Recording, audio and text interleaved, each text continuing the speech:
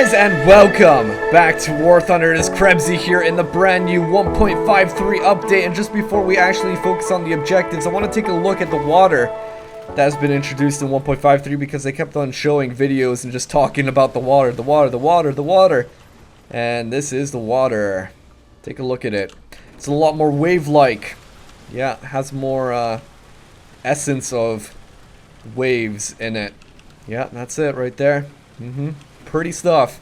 That's the first thing that I noticed about this new update. Just the graphics have definitely improved, making the game look more aesthetically pleasing. But anyway, let's focus on the objective and the video at hand. This is the brand new update and the brand new A13 tank that I'm using. One of 4 British vehicles that have been introduced into the game, all of them premiums. This is the lowest tier of them all. But it's still a really nice tank. And just to give you guys a general idea of how it performs, it's a lot like a BT5 and a BT7, especially in terms of mobility. It's very fast when going forwards, and also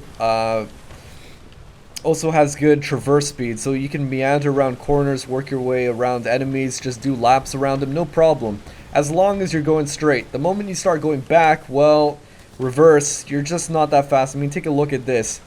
This is the top speed of this tank going back.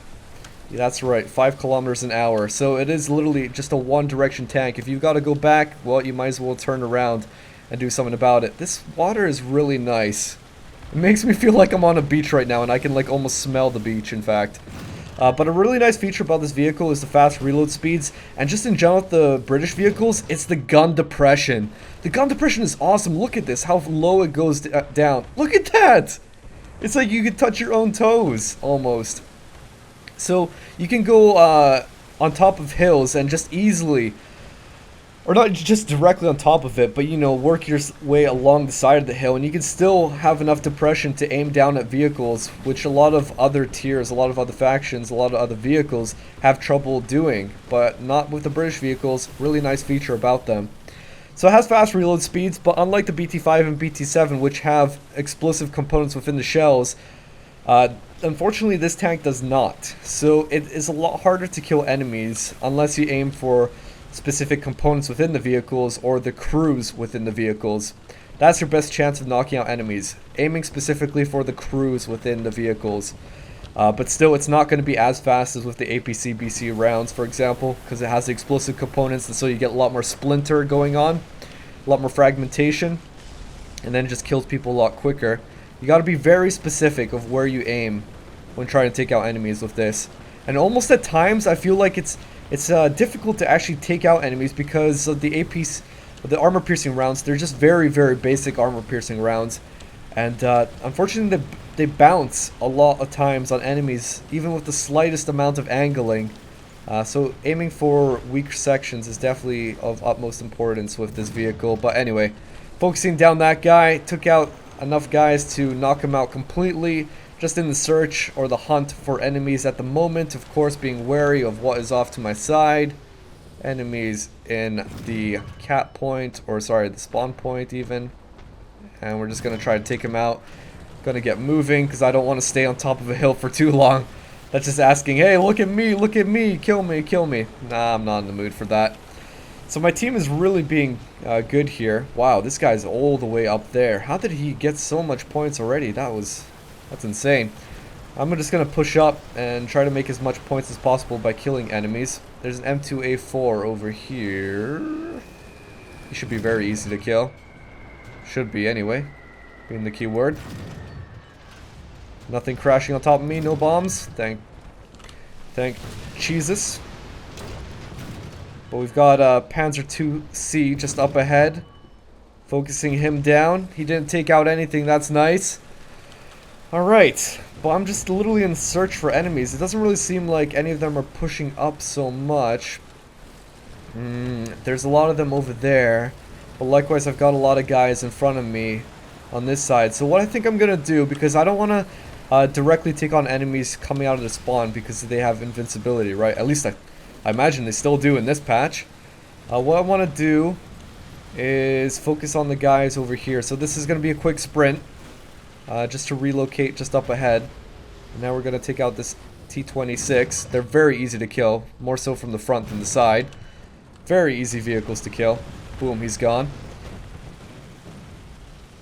So yeah, as I was saying, using this vehicle, it has very fast speeds, but it doesn't necessarily mean you have to use those speeds. You might be tempted to just be constantly moving all the time. You don't have to do that. Because this tank dies very quickly, sometimes you'll just be going to your death. You can end up going like deep into enemy lines. That's not exactly what you want happening. Let's see if we can get this guy real quick here. If we could take out his gunner or something, that'd be nice. Oh, is he facing the other direction? No, he's not. There we go. And that's a BT5 just over there. So I'm playing really aggressive. I need him to stand still. Good leading, good leading. Man, this enemy team is just getting absolutely hammered. No kidding. Yeah, we caught up massively. There's a number of them that are positioned up top. Let me just quickly see if there's anyone down here. But what else did I want to mention about this tank? It has 4 crew members. So that's one more than the BT5 and BT7. So actually, you know, 1 crew member more is a lot more survivability. Because often what happens is that enemies will shoot into your tank. And they'll kill 2 of the crew members, or 2 of the guys in the turret.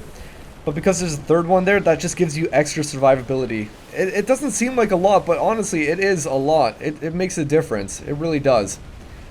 But another thing to consider is the fact that this vehicle has no armor. And what often happens with this tank is it often ends up dying because of artillery strikes. This guy is just still alive.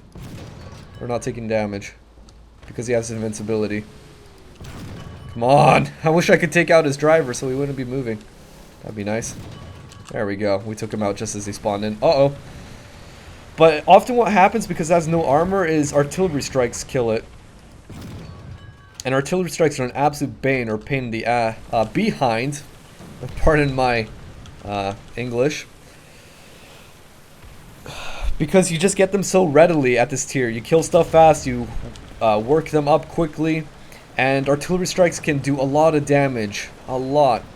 They end up killing crew members, they end up damaging components within this vehicle, and they end up killing it outright. So whenever there's an artillery strike, you really have to move out of the way when using this vehicle. So that was a really quick match. Ended up top of the leaderboard without even capping a point, so that's nice. Take a look at the new user interface. Very nice. I like these changes. They've introduced a lot into this update. New user interface, new vehicles, updates to maps, new maps. It's been a big update and a lot of positive things that have come out of it. So there you guys go. That is the A13 low battle rating tank, capable of doing a lot of damage as long as you use it correctly.